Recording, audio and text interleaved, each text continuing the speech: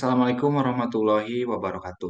Yang terhormat Ibu Dr. Cucun Sunaingsi SPD MPD selaku dosen mata kuliah Kebijakan dan Inovasi Pendidikan, dan para pemirsa dimanapun kalian berada yang saya banggakan. Perkenalkan, kami dari kelompok 13 kelas 4C yang akan mempresentasikan mengenai kebijakan dan inovasi pembelajaran. Adapun anggota kelompok 13 adalah yang pertama, ada saya sendiri yaitu Akbar Rezaki Acara dengan NIM 2103270. Yang kedua, ada Endah Dewi Rosanti dengan NIM 2109334. Dan yang ketiga, ada Sania Oktaviani dengan NIM 2101029. Dengan topik bahasan yaitu yang pertama ada kebijakan dan inovasi model pembelajaran. Yang kedua, ada kebijakan dan inovasi media pembelajaran. Yang ketiga, ada membuat produk inovasi pembelajaran. Langsung saja kita masuk ke topik pertama mengenai definisi model pembelajaran. Menurut Trianto, model pembelajaran adalah suatu perencanaan atau suatu pola yang digunakan sebagai pedoman dalam melaksanakan pembelajaran di kelas ataupun pembelajaran dalam tutorial. Sedangkan menurut Daryanto dan Raharjo, model pembelajaran adalah pedoman berupa program atau petunjuk strategi mengajar yang dirancang untuk mencapai suatu pembelajaran.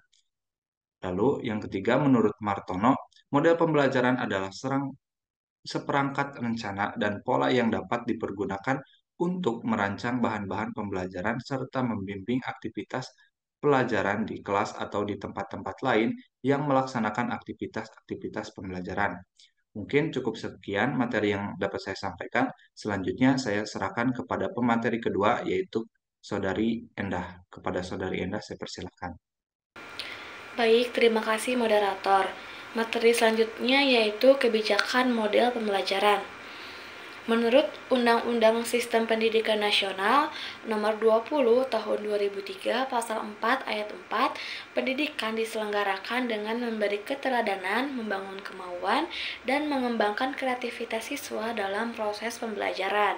Kemudian, menurut Undang-Undang Nomor 20 Tahun 2003 Sisdiknas Pasal 4 Ayat 3, pendidikan diselenggarakan sebagai suatu proses pembudayaan dan pemberdayaan siswa yang berlangsung sepanjang hayat. Kemudian, menurut PP 19 tahun 2005, Standar Nasional Pendidikan, Pasal 19 ayat 1, proses pembelajaran pada satuan pendidikan diselenggarakan secara interaktif, menyenangkan, menantang, memotivasi siswa untuk berpartisipasi aktif, serta memberikan ruang yang cukup bagi prakarsa, kreativitas, dan kemandirian sesuai dengan bakat, minat, dan perkembangan fisik serta psikologi siswa. Dengan berpijak pada aturan tersebut, maka pembelajaran yang dilaksanakan di sekolah harus memfasilitasi peningkatan mutu pendidikan yang dalam hal ini itu dijabarkan pada peningkatan mutu pembelajaran pada setiap mata pelajaran. Dalam paradigma baru pendidikan, tujuan pembelajaran bukan hanya untuk merubah perilaku siswa, tetapi membentuk karakter dan sikap mental profesional yang berorientasi pada global mindset. Materi selanjutnya yaitu ciri-ciri model pembelajaran. Yang pertama, mempunyai misi atau tujuan pendidikan tertentu. Model-model berpikir induktif yang dirancang untuk mengembangkan proses berpikir induktif. Yang kedua, dapat dijadikan pedoman untuk perbaikan belajar mengajar di kelas. Misalnya, model sinetik yang dirancang untuk memperbaiki kreativitas dalam pengajaran. Kemudian, yang ketiga itu memiliki bagian-bagian model. Kemudian yang keempat, memiliki dampak sebagai akibat terapan model pembelajaran. Nah, dampak tersebut itu meliputi yang pertama, dampak pembelajaran, yaitu hasil belajar yang dapat diukur. Kemudian dampak pengiringnya, yaitu hasil belajar jangka panjang. Kemudian yang terakhir itu membuat persiapan mengajar dengan pedoman model pembelajaran yang dipilihnya. Materi selanjutnya yaitu model pembelajaran berdasarkan teori. Yang pertama itu ada model interaksi sosial. Nah, model ini menitikberatkan hubungan yang harmonis antara individu dengan masyarakat. Suatu objek tertentu akan dipandang sebagai suatu keseluruhan yang terorganisasi. Suatu pembelajaran akan terasa bermakna ketika materi yang disediakan itu utuh, bukan hanya sebagian saja. Nah, model interaksi sosial ini mencakup strategi pembelajaran. Yang pertama itu ada kerja kelompok. Nah, kerja kelompok ini bertujuan untuk mengembangkan kemampuan keterampilan berperan dalam proses bermasyarakat dengan cara mengembangkan hubungan interpersonal dan discovery skill dalam bidang akademik.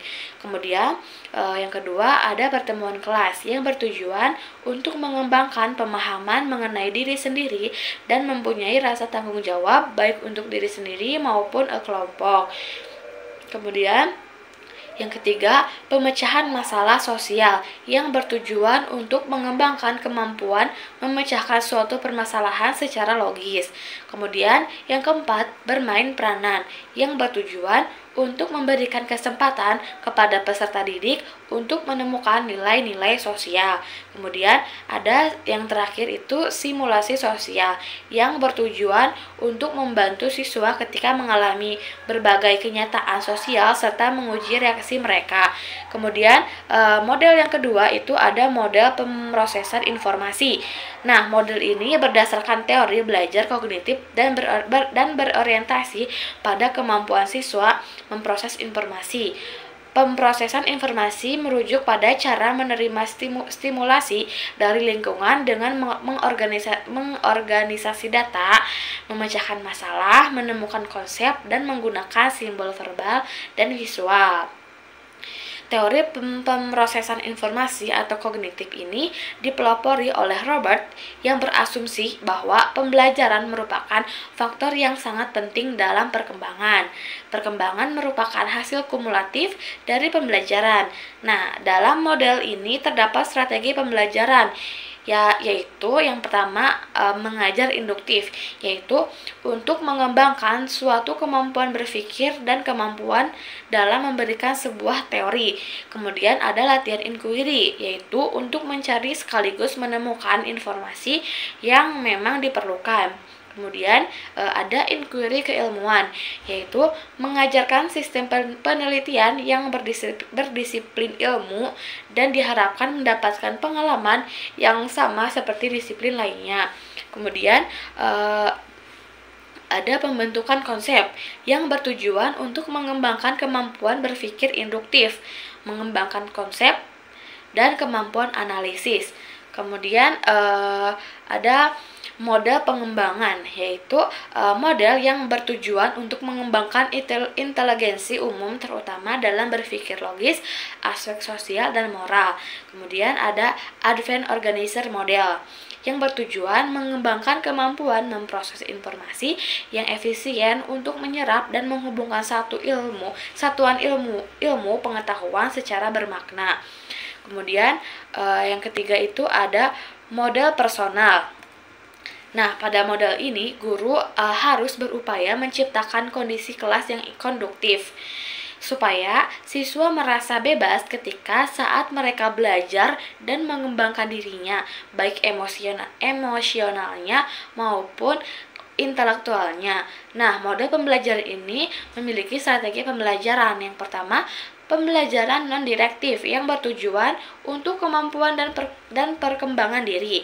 Nah, yang kedua juga ada latihan kesadaran yang bertujuan untuk meningkatkan kemampuan kepedulian siswa. Kemudian yang ketiga ada sinetik yang bertujuan untuk meningkatkan kemampuan kreativitas dan belajar memecahkan masalah sendiri. Kemudian ada sistem konseptual yang bertujuan untuk meningkatkan kemampuan kompleksitas dasar pribadi yang luas. Kemudian ada model modifikasi tingkah laku. Nah, implementasi dari model modifikasi tingkah laku ini adalah untuk meningkatkan kemampuan ketelitian siswa. Guru selalu memberikan perhatian kepada siswa. Modifikasi tingkah laku anak yang memiliki kemampuan belajar yang rendah dengan memberikan hadiah sebagai pendukung dan penerapan prinsip pembelajaran individual terhadap pembelajaran klasikal. Materi selanjutnya yaitu inovasi model pembelajaran. Yang pertama itu ada model pembelajaran discovery yang merupakan model pembelajaran yang membimbing siswa untuk menemukan konsep yang dipelajari. Sesuai dengan teori yang menyatakan, discovery adalah proses mental di mana siswa mampu mengasimilasikan sesuatu konsep atau prinsip.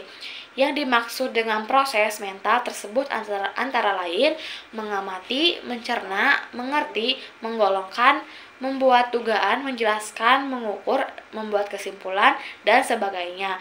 Kemudian yang kedua ada model pembelajaran problem based learning yang merupakan model yang pada proses pembelajarannya terdapat masalah sehari-hari dan siswa berusaha memecahkan permasalahan tersebut. Delis menyatakan bahwa model PBL merupakan model pembelajaran yang dikembangkan untuk membantu guru mengembangkan kemampuan berpikir dan keterampilan memecahkan masalah pada siswa selama mereka mempelajari mata pembelajaran. Tujuan utama model pembelajaran ini adalah mengembangkan proses berpikir siswa dalam menemukan permasalahan. Kemudian yang ketiga itu ada model pembelajaran project based learning yang merupakan pembelajaran yang hasil belajarnya dapat dilihat dari karya yang diciptakan siswa. Nah, project based learning atau PJBL ini merupakan strategi belajar yang mengajar yang melibatkan siswa untuk mengerjakan sebuah proyek yang bermanfaat untuk menyelesaikan permasalahan masyarakat atau lingkungan. Kemudian yang keempat itu ada model pembelajaran inquiry project yang merupakan pengembangan dari model inquiry dan model project based learning. Model pembelajaran ini memiliki ciri menemukan konsep, setelah itu dilanjutkan dengan membuat proyek. Proyek yang dimaksud adalah ini harus sesuai dengan tingkatan belajar siswa. Cukup sekian dari saya. Untuk pemateri selanjutnya saya serahkan kepada Saudari Sania. Saya persilahkan. Baik, terima kasih kepada Saudari Enda. Untuk materi selanjutnya ada definisi media pembelajaran. Media pembelajaran adalah segala sesuatu yang dapat digunakan untuk menyampaikan pesan atau informasi dalam proses belajar mengajar. Dengan media pembelajaran ini dapat merangsang perhatian dan minat peserta didik dalam belajar, dan dapat disimpulkan bahwa media pembelajaran adalah alat bantu yang memuat materi pelajaran yang digunakan oleh pendidik di dalam proses kegiatan belajar mengajar atau KBM, sehingga pembelajaran akan lebih menyenangkan. Nah, yang selanjutnya ada manfaat media pembelajaran. Menurut Sujana dan Ripai mengemukakan terkait manfaat media pembelajaran dalam proses belajar peserta didik, yaitu yang pertama, pembelajaran akan lebih menarik perhatian peserta didik. Dengan begitu akan menumbuhkan motivasi belajar peserta didik. Yang kedua, bahan pembelajaran akan lebih jelas maknanya, dan dengan begitu materi akan lebih dipahami oleh peserta didik dan kemungkinan akan mencapai tujuan pembelajaran. Yang ketiga, metode mengajar akan lebih bervariasi, tidak hanya komunikasi verbal melalui penuturan kata-kata oleh pendidik. Dengan begitu, peserta didik tidak akan mudah bosan dan pendidik akan lebih menghemat tenaga, terlebih jika pendidik mengajar pada setiap jam pelajaran. Yang terakhir, yang keempat, peserta didik dapat lebih banyak melakukan kegiatan belajar sebab tidak hanya mendengarkan uraian pendidik, tetapi juga aktivitas lainnya seperti mengamati, melakukan, mendemonstrasikan, memerankan, dan lain-lain. Untuk materi selanjutnya ada kebijakan media pembelajaran. Kebijakan media pembelajaran adalah kebijakan yang berhubungan dengan penggunaan media dalam konteks pendidikan.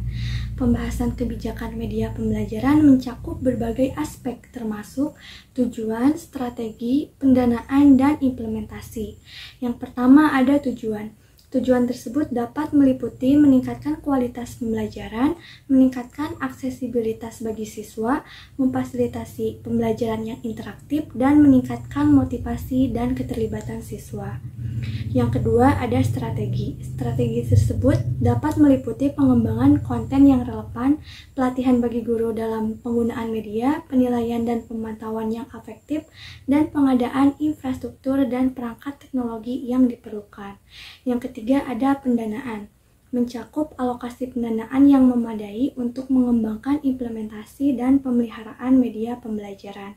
Hal ini mencakup pembiayaan untuk pengadaan perangkat keras dan perangkat lunak, pelatihan guru, pengembangan konten, dan pemeliharaan infrastruktur teknologi.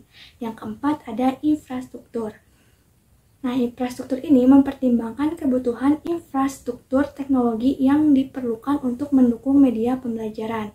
Ini mencakup ketersediaan akses internet yang cepat dan stabil. Yang kelima ada kurikulum. Kurikulum ini menyelaraskan penggunaan media pembelajaran dengan kurikulum yang ada. Media pembelajaran harus mendukung dan melengkapi materi pembelajaran yang ditentukan dalam kurikulum nasional ataupun daerah. Yang keenam ada evaluasi dan penilaian. Nah, evaluasi dan penilaian ini mempertimbangkan metode evaluasi dan penilaian yang sesuai untuk media pembelajaran. Hal ini meliputi pengukuran efektivitas media pembelajaran, penilaian terhadap kemajuan belajar siswa, dan pengumpulan umpan balik dari siswa dan guru. Yang ketujuh ada keberlanjutan. Ini melibatkan perencanaan jangka panjang untuk pemeliharaan, peningkatan, dan pengembangan media pembelajaran, serta kebijakan yang mendorong inovasi dalam penggunaan media pembelajaran. Selanjutnya ada inovasi dalam media pembelajaran. Inovasi dalam media pembelajaran ini telah mengubah cara kita dalam mengakses dan memperoleh pengetahuan. Berbagai teknologi dan pendekatan baru telah memungkinkan pembelajaran yang lebih interaktif, personal, dan mudah diakses.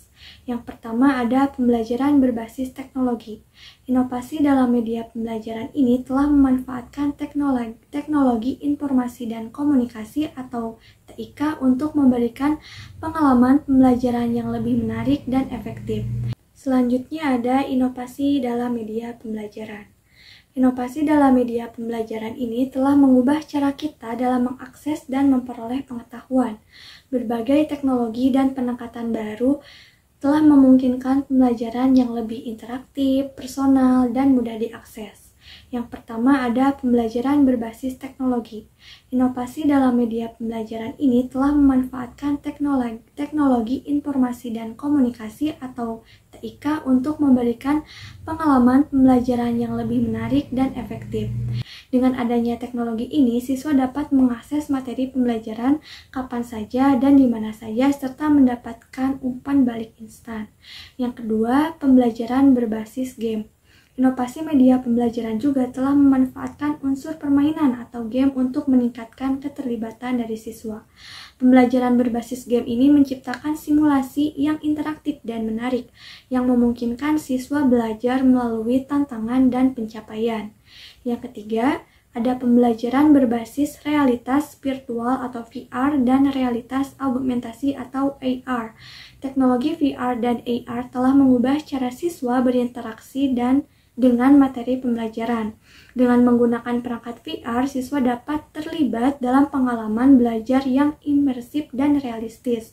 Misalnya, mereka dapat menjelajahi tempat-tempat bersejarah, mengamati organ tubuh manusia secara detail, atau berlatih keterampilan praktis melalui simulasi.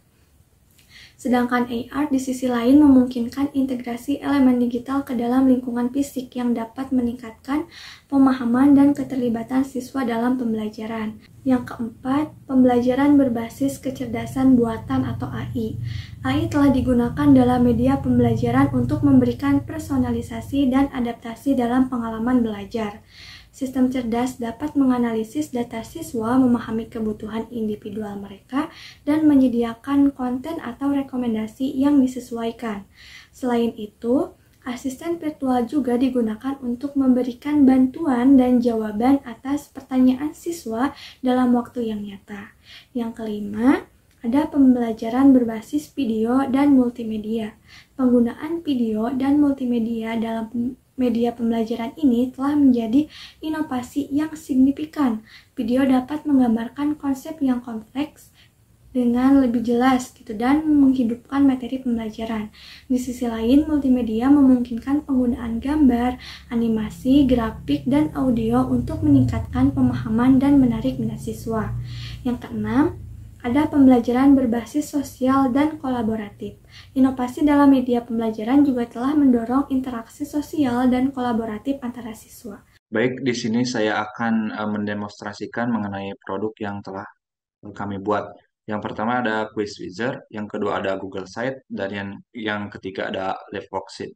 Yang pertama ada Quiz Wizard itu sebuah produk pembelajaran yang dapat digunakan untuk mengevaluasi para siswa.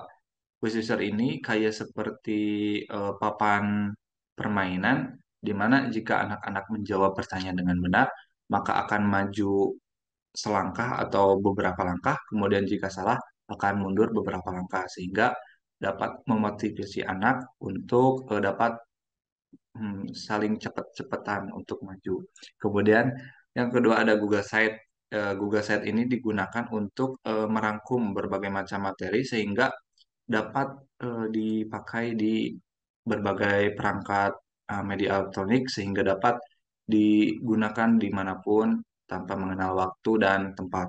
Kemudian yang ketiga ada Live Worksheet. Live Worksheet ini sama seperti Quiz Wizard yaitu untuk mengevaluasi eh, tingkat pemahaman siswa terkait materi di mana live worksheet ini seperti permainan anak-anak di mana ada kayak menjodohkan atau dan yang lainnya.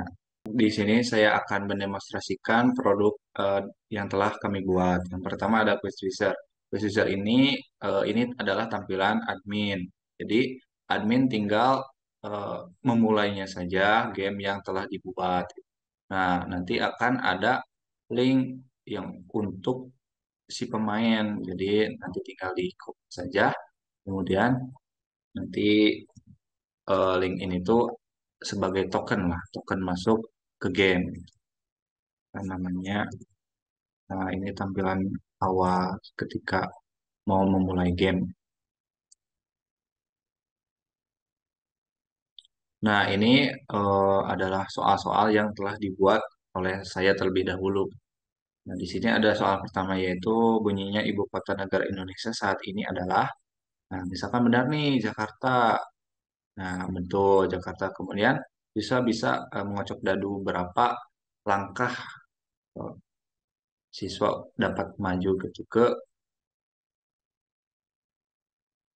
arena ini.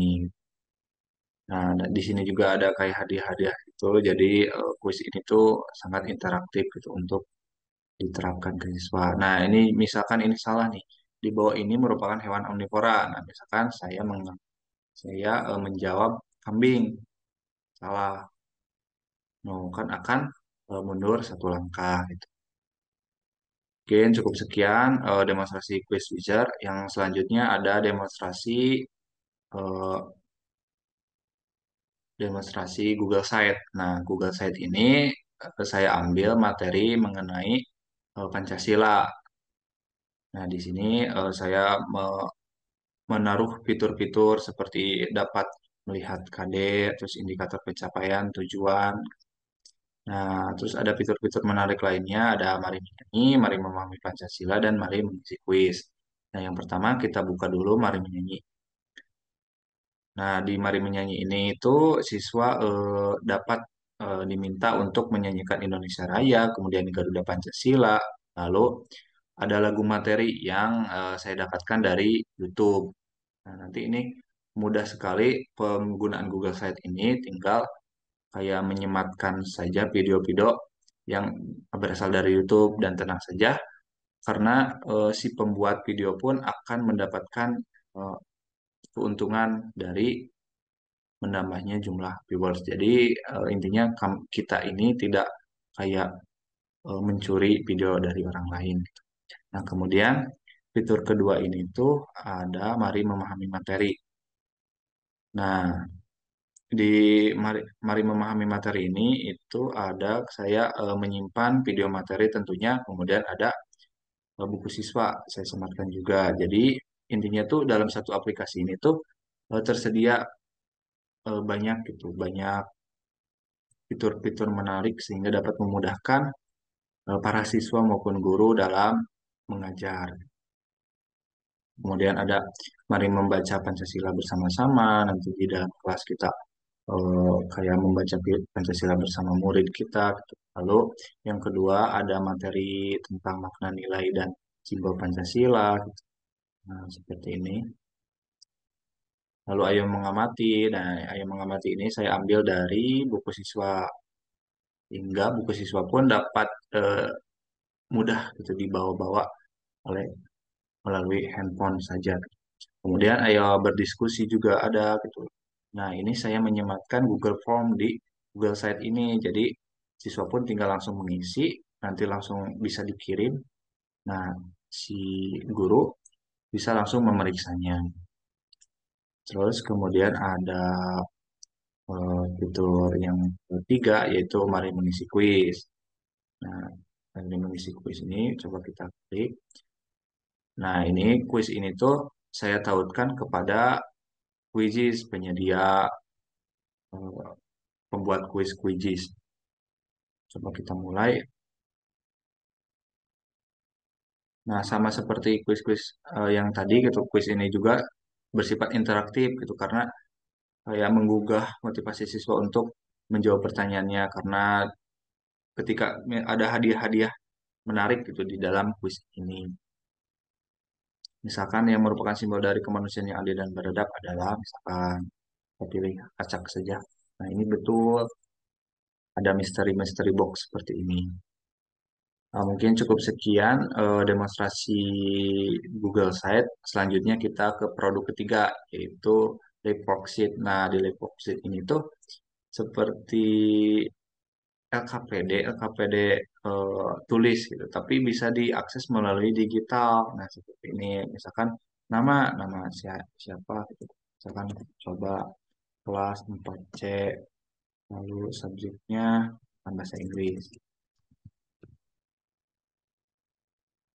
Lalu di sini ada petunjuk pengerjaan. Nah, di sini ada ini saya mengambil materi bahasa Inggris. Reading, coba pasangkan garisnya sesuai dengan cirinya. Misalkan big ears and have a trunk, berarti gajah itu. Lalu ada writingnya, itu ini bahasa Inggrisnya apa? Misalkan eh, apple, apple. Nah gitu. Terus kemudian ada listening juga. Nah ini ditautkan dengan suara dari Google. Nah, ini suaranya menandakan good morning.